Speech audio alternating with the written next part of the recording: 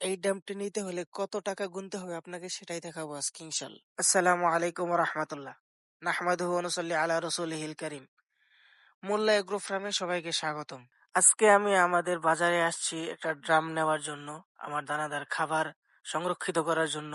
আমি মনে করি প্রত্যেকটা খামারের জন্য এরকম একটি ড্রাম বা দানাদার খাবার সংরক্ষণের বস্তু থাকা দরকার। কারণ আপনি যদি বস্তায় বা অন্য কোনো জায়গায় খোলা অবস্থায় রাখেন, তাহলে সেখানে ইঁদুর বা চিকায় এই মলমূত্র ত্যাগ করে, যা গরুদের জন্য অনেক অস্বাস্থ্যকর হয়ে পড়ে।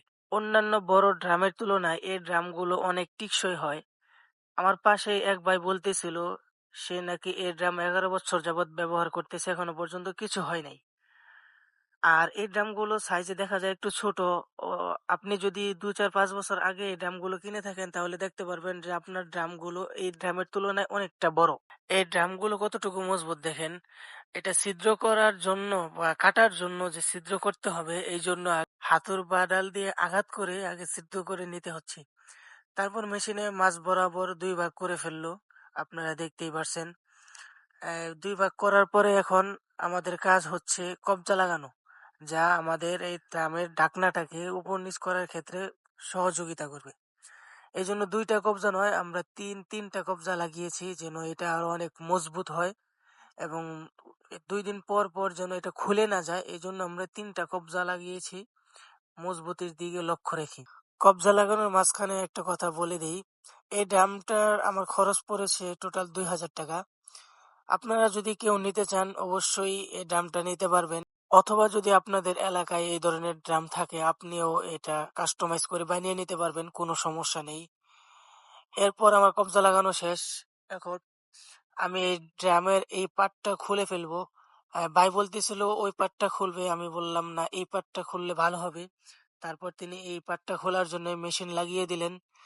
এই দেখেন মেশিন কত সুবিধা করে দেয় আসলে। এত মজবুত এই ড্রামটা হাতে বা করাত দিয়ে কাটাটা অসম্ভব ছিল, বা খুব পরিশ্রমের একটা ব্যাপার ছিল। কিন্তু এই মেশিন থাকার ফলে এই বেশি সময় লাগতেছিল না, শুধু ধরে রাখলেই হচ্ছে, অটোমেটিক কেটে যাচ্ছে। মাশাল্লাহ, এই তো ড্রামের মুখটা ছুটে গেল। এখন এইখানে আবার সামনে দিয়ে একটা ছোট করে কাট দিতে হবে, কারণ এই জায়গায় আমরা একটা লক লাগাবো। কারণ অনেক ক্ষেত্রে দেখা যায় আপনি যদি চাউল রাখেন অথবা কিছু রাখেন, এই জন্য লকটা লাগিয়ে দিলে এই ছোট বাচ্চা বা অন্য কেউ এটা ধরতে পারতেছে না, সেফ থাকতেছে। এই জন্য আমরা লকটা ব্যবহার করব। ছোট্ট একটা কাঠ দিয়ে এখানে লকটা লাগানো হবে। প্রথমে কাটা হলো, তারপরে হাতুড় দিয়ে আঘাত করে ওইটা ছোটানো হলো। এরপর দেখেন এই যে লকটা লাগানো হচ্ছে, খুব ইজি আসলে, খুব যে কঠিন এরকম না, একদম স্বাভাবিক বিষয়। এই ড্রামটা আপনার খাবারকে যেমন সংরক্ষণ করবে, সেরকম ভাবে এই ড্রামটা আপনার খাবার এবং বস্তুকেও সেফ রাখবে।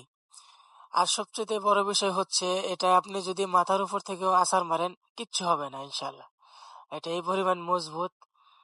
যাই হোক, এখন লকের তালা লাগানোর জন্য যে আংটাটা ব্যবহার করা লাগে সেটা লাগানো হচ্ছে একদম মাপ দিয়ে, যেন লুজ অথবা টাইট না হয়ে যায়। এই জন্য আগেই টাইসের মধ্যে রেখে, লকের মধ্যে রেখে তারপরে আংটাটা লাগানো হচ্ছে। এই তো মাশাল্লাহ, আমাদের ড্রামটা কমপ্লিট হয়ে গেছে।